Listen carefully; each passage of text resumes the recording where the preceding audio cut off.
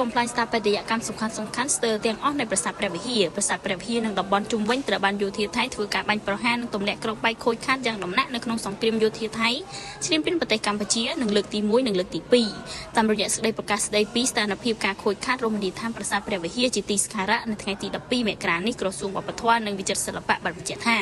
ការខូចខាតនេះបានកត់ត្រាចងក្រងចាប់ពីថ្ងៃទី24ដល់ថ្ងៃទី28ខែកក្កដា2025រួមមានការខូចខាតតាមប្រាសាទព្រះវិហារចំនួន142កន្លែងនិងតំបន់ជុំវិញចំនួន42កន្លែងរួមទាំងបញ្ចូលវត្តកែវសិក្ខារៈគិរីស្វាយរៈគេថារចនាសម្ព័ន្ធនិងអគារកាយណាល័យអភិរក្សរបស់អាជ្ញាធរជាតិព្រះវិហារ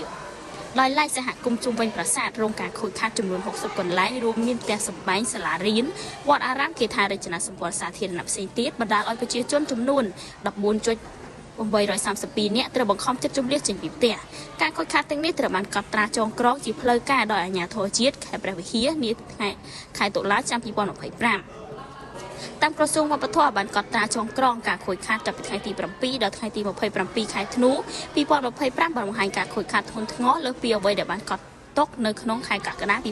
2025យោងតាមផុសតាងរូបភាពនិងវីដេអូដែលប្រមូលដោយអាជ្ញាធរជាតិព្រះវិហារក្នុងអំឡុងពេលចុះបេសកកម្មឯកសារនាថ្ងៃទី28ខែធ្នូ2025សំណង់ស្ថាបត្យកម្មសំខាន់ស្ទើរទាំងអស់នៃប្រាសាទចាប់ផ្ដើមពីគោបរៈទី1ដល់គោបរៈទី5រួមទាំងស្ពានហាងតភ្ជាប់ទាំងអស់នឹងជណ្ដើរបុរាណខាងជើងទទួលរងការប៉ះពាល់យ៉ាងធ្ងន់ធ្ងរក្រសួងវប្បធម៌បញ្ជាក់ថា